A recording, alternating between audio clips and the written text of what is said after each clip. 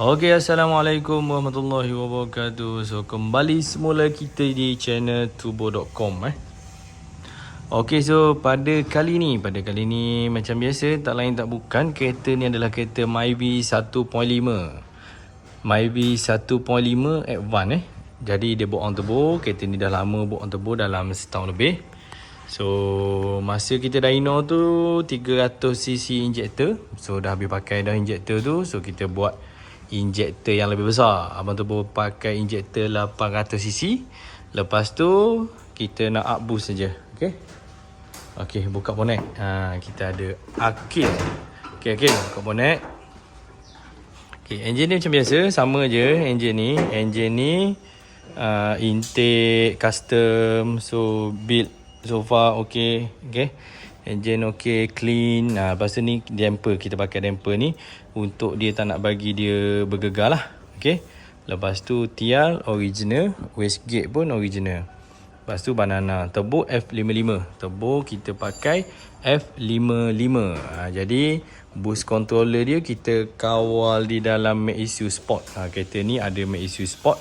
Memang kita buat fully lah. Okey. So engine dia connecting rod pakai TPS daripada Turbo.com TPS. Piston kita pakai, tak silap yang ni pakai Nissan March rasanya. Dah lama sangat lah bos. Dah lama sangat dah. Okey. So kita nak touch up. Kita nak tune balik 1.5 bar. Sebelum ni 1 bar je, 200 lebih. 200 horsepower 1 bar. Jadi kita buat 1.5 1.6 bar, dah lebih kurang dalam 200 lebih juga lah. Bawah 300 sebab nak jaga enjin. Piston kalau kata minyak 97 boleh lah. Sekarang ni minyak yang pakai ni pun minyak 95. Kalau kata pakai piston Force daily 330 ke minyak 97 tak ada masalah. Tapi owner pun dia nak budget, dia pakai itu saja pun dah cukup lah. Okey. Jadi kita nak teruskan dyno tuning. Tengok macam mana.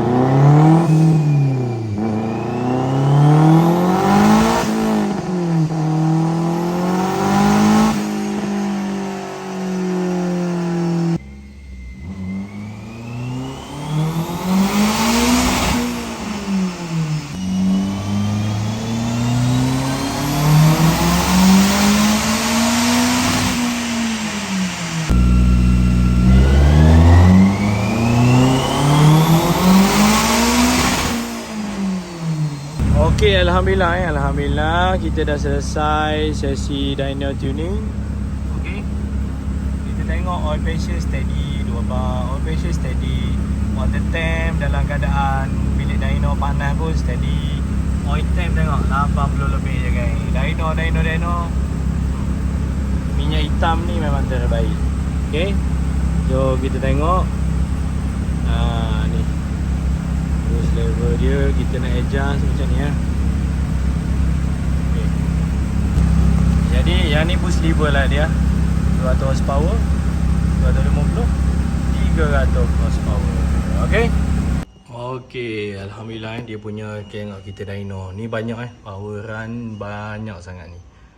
Last kali 299.2 horsepower 299.2 horsepower, top 345 Nm. Memang kuat gila ni. Tengok tu, banyak gila. Kita tarik tadi pun sampai 7,500. Okey. Bila kita buat macam ni, nampak 299, boost 1.6 boost 1.6 bar 299. Nampak tu kan. Ni nak boost lagi ni. Kalau boost kita pakai minyak around 100 ke apa semua, kita boleh cecah 2.2 bar dekat 400.